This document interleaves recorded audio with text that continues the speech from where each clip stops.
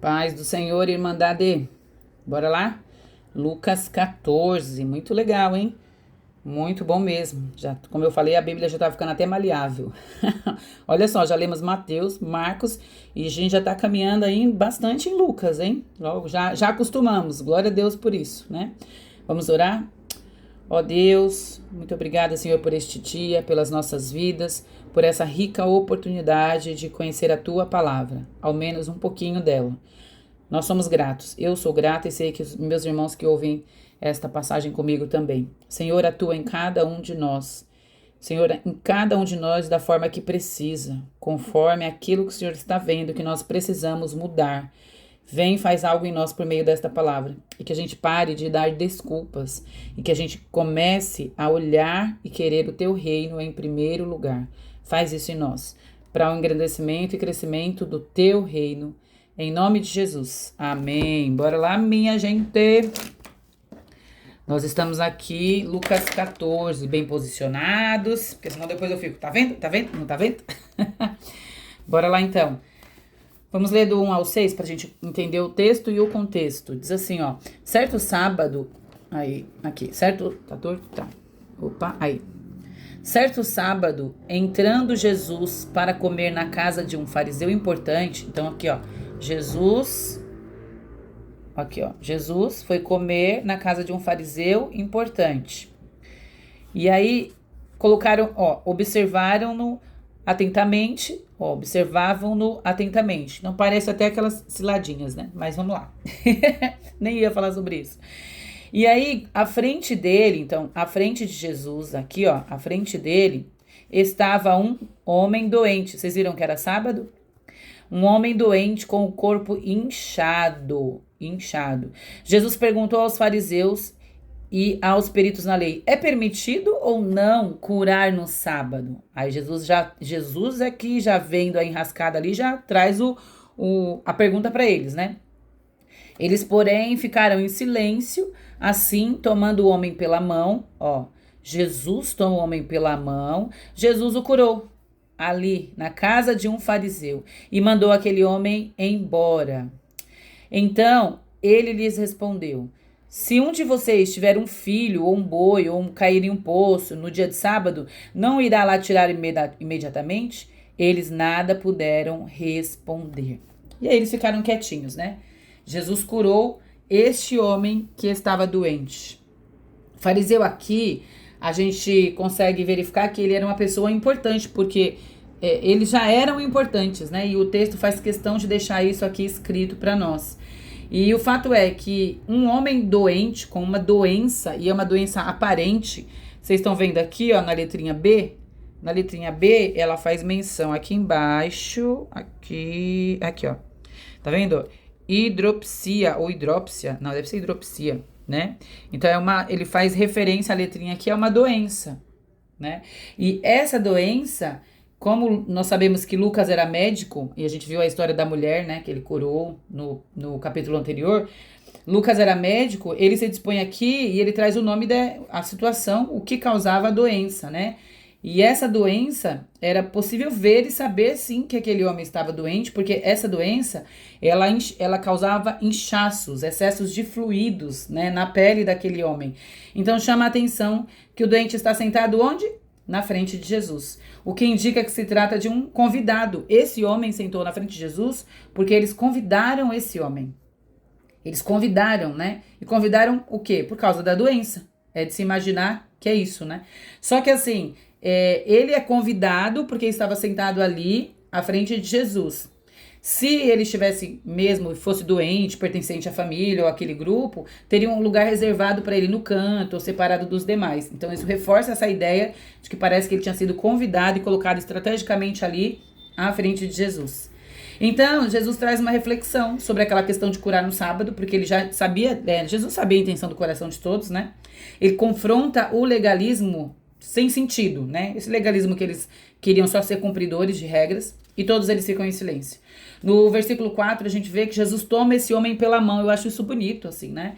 Ele toma esse homem pela mão, depois de curá-lo, e além disso, ele manda o homem embora. Se o homem foi convidado, poderia ficar ali, né? Mas isso demonstra que aquele lugar não era para aquele homem estar ali. Mas se ele estava ali, Jesus restabeleceu a sua saúde, tinha algo nisso, nessa cura, e Jesus ainda traz algo na vida daquele homem, porque ele restabelece a vida dele e fala assim, pode ir embora. Jesus mandou aquele homem embora. Então, algo começou pela cura. Ele recebeu essa cura das mãos de Jesus. E depois ele recebeu de Jesus essa resposta, esse direcionamento para ir embora para os seus, para de onde ele veio. É interessante, né? Eu achei muito legal essa parte. E traz muitos ensinamentos para nossas vidas sobre essa coisa da cura que vem das mãos de Jesus, o olhar de Jesus, a proximidade de Jesus. Esse homem foi convidado por outros meios, mas não importa o que aconteceu aqui na situação, o que importa é que ele esteve diante de Jesus, foi curado e teve sua vida transformada. Aqui também o texto não diz, não peques mais, você está liberto desse pecado. Então dá pra ver que talvez esse homem não foi acometido de uma doença por causa de pecado. Não dá pra saber porque não tá escrito, mas a gente imagina. Do 7 ao 11, Jesus conta uma parábola, né, sobre convidados para um banquete, tá vendo, quando notou os convidados escolhiam lugares da honra da mesa, Jesus contou uma parábola. Quando alguém convidar um banquete de casamento, não ocupe o lugar mais importante. Quando vier alguém maior, e você vai ter que dar este lugar, então você será humilhado e ocupar um lugar menos importante. E aí Jesus está dizendo e explicando aqui. No final ele conclui, dá pra ver? Dá bem aqui no pezinho aqui, né?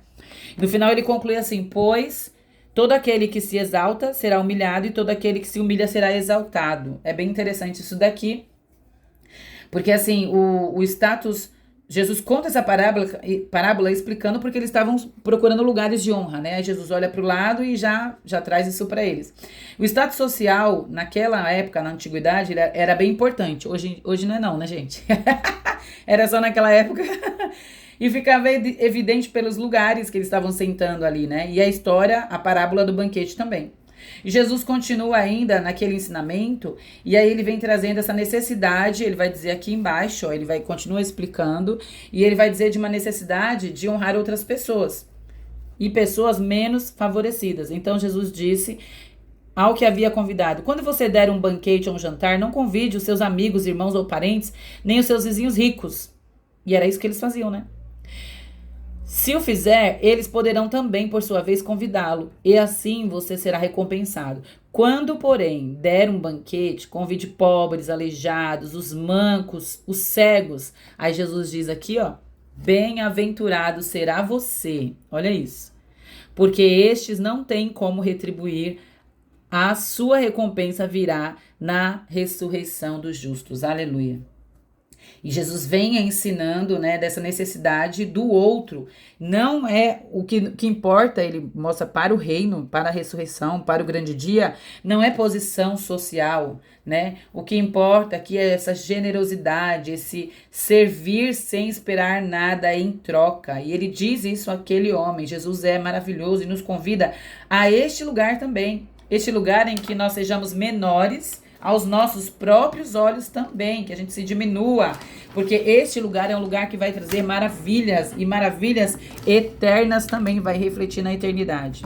Aí tem uma outra parte do texto aqui, gente, que também é super legal, muito, muito, daquelas que eu gosto, assim, bastante, que ensina bastante, para tudo ensinar, mas tem umas que acende mais aos nossos olhos. E aqui vem a parábola do grande banquete, que é do 15 ao 24.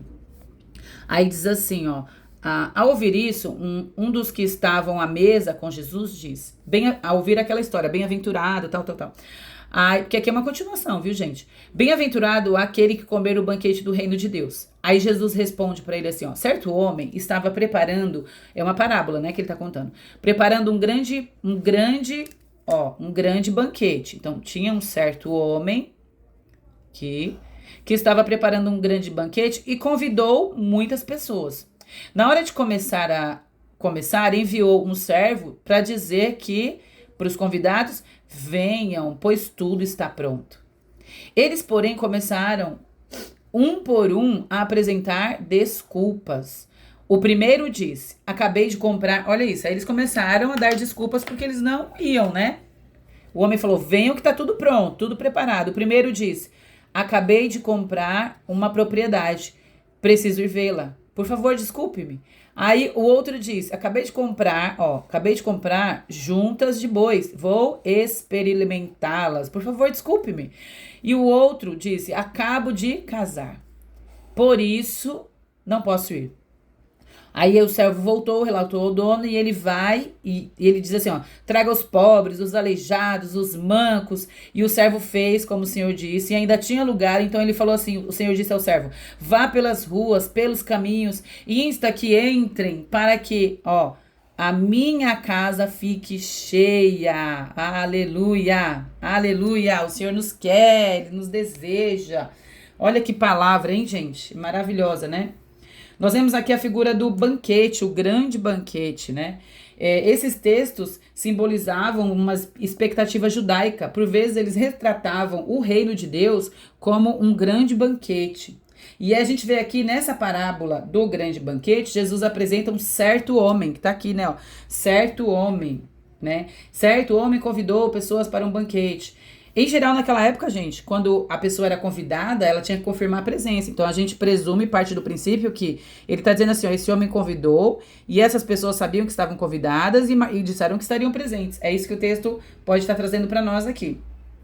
Aí no 17 ele diz, venham, tá tudo pronto. Ó, venham, está tudo pronto. Tá tudo preparado, né? Se a gente olhar para esse texto, como ele propõe essa questão de reino de Deus, como um banquete, podemos ver aqui que Deus é este certo homem, né? Deus está com o seu reino, o reino dele, disponível, aleluia, e ele nos chama e diz, venham que está pronto.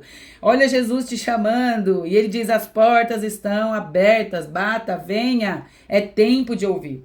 E aí no versículo 18, o que a gente vê? Esses convidados, as pessoas que já sabiam do banquete, começam a dar desculpas. E a gente vê que são desculpas esfarrapadas. Porque assim, o primeiro diz, comprei uma propriedade, tá aqui, né, ó.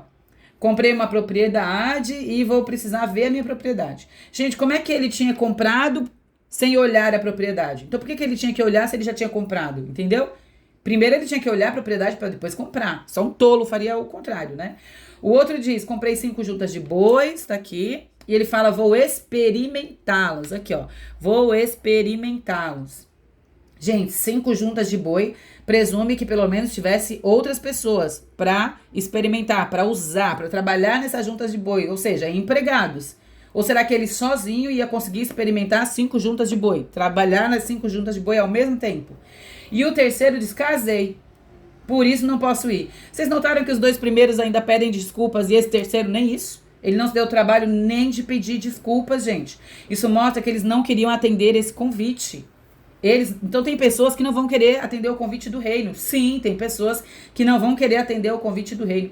Isso só que nos isenta não, viu? Porque isso nos ensina que, em primeiro lugar, a nossa atitude da vida diária tem que ser direcionada para colocar Deus no lugar que é devido para Ele. A gente canta muito sobre o trono, diante do trono, toma o teu lugar. Então a gente tem que fazer isso no dia a dia, porque senão a gente pode ser esses crentes assim, ó, meia boca, mais ou menos, um crente mais ou menos. O pessoal gosta muito de falar do crente morno, tá aí, ó. Ah, não vou agora não, porque eu tô ocupado. Ah, não vou agora não. Vocês repararam? E aí eu olhando para esse texto, eu fiquei pensando assim, o que será do dia a dia, das rotinas que o texto traz, porque eu gosto dessa coisa do texto, exposição do segundo texto. O que o texto está dizendo que pode tirar o lugar, o primeiro lugar de Deus e a gente substituir esse reino? E aí vocês viram que ele comprou a propriedade aqui? Ele comprou, aqui ó, comprar uma propriedade. A propriedade então são os bens. São aqueles bens que a gente adquire ao longo da vida. Então, a gente tem que tomar cuidado com os bens. O segundo, ele tinha que experimentar as juntas de boi. Então, experimentar as juntas de boi é o quê? Trabalho. Então, primeiro comprou bens. Os bens estavam no lugar de Deus. O segundo, trabalho, porque experimentar as juntas era trabalhar nas juntas que ele tinha comprado. Então, trabalho pode estar no lugar de Deus. E o terceiro, ele casou. Casamento é relacionamento. Junto com o casamento, vem o relacionamento com os filhos, vem o relacionamento com os parentes, vem o relacionamento com os amigos do seu cônjuge. Então, é relacionamento como um todo. Então, nós precisamos submeter tudo isso a Deus e não usar essas coisas para nos afastar de Deus, mas o contrário, para honrar a Deus com tudo. Tudo que veio dele, ele nos deu tudo. Nós não podemos estar ocupados demais para a salvação. Não podemos estar ocupados demais com a vida, com o reino, porque tudo isso... Aliás, nós devemos estar ocupados demais com o reino e com a vida que ele nos deu, que essa vida tem que devolver isso para ele, para o reino, né? dá vontade, eu queria estar em pé e sapateando. E por fim, Jesus nos convida a pensar sobre, aqui ó, o preço do discipulado. Preço do discipulado, gente. Ele nos convida a pensar. Sabe o que ele fala aqui? Ele fala que a caminhada do eu, nós temos que pagar, não é pagar, é pensar sobre esse preço, né? Entregar algo que nos custe alguma coisa, né? Na caminhada diária, é assim, a gente precisa renunciar a nós mesmos. Eu preciso renunciar ao meu eu e carregar a minha própria cruz, que é o que ele diz. E isso diz o quê? Na presença de todos. E sim, ser como sal, que é o que ele fala no finalzinho, né? Ser como o sal, que onde chega traz sabor, traz alegria, é o assunto, né, para todos, mas é de uma forma muito aprazível, que agrega, e que nós sejamos assim. Em nome de Jesus. Amém.